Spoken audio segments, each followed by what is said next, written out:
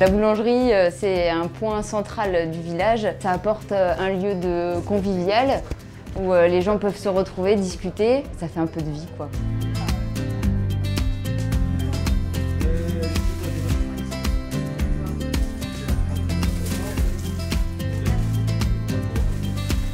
Le projet autour du fournil d'Entrône, c'est né de réflexions dans le village avec Rémi, le boulanger au départ, et avec quelques conseillers municipaux.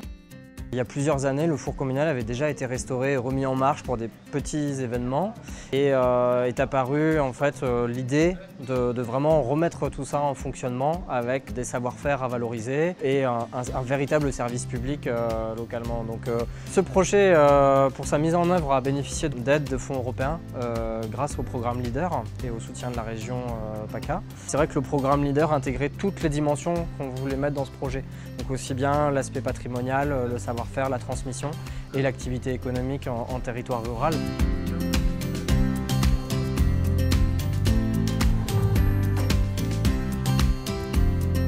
C'est un projet qui est important pour son ancrage territorial et la valorisation de ressources locales. Et en particulier sur le bois de chauffe qui est utilisé pour mettre en chauffe le four. On travaille avec une entreprise qui est basée à Sauze, Pana Paysage, qui est une entreprise de sciage et qui nous fournit en bois. Et il y a une volonté, dans un second temps, d'essayer d'avoir un peu d'approvisionnement en farine à partir de mise en culture de céréales localement. Il y a un partenariat qui est en train de se nouer avec le GEDAR autour de ce projet de réintroduction de céréales et de légumineuses. Le fournil d'Entrône pourra procéder à des tests de panification des farines qui seront produites dans ce cadre-là.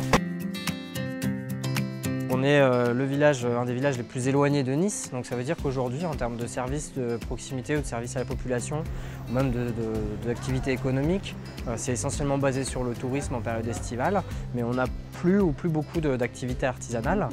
Et on a un cœur de village aussi qui a besoin de dynamisme. Pour un Entronois, aller chercher son pain à pied, ça fait des décennies que c'était pas possible.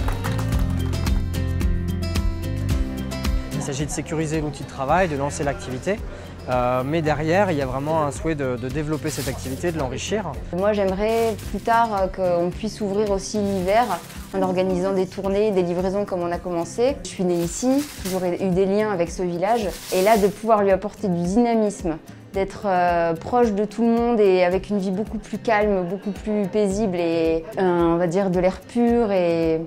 Alors, c'est l'éclate.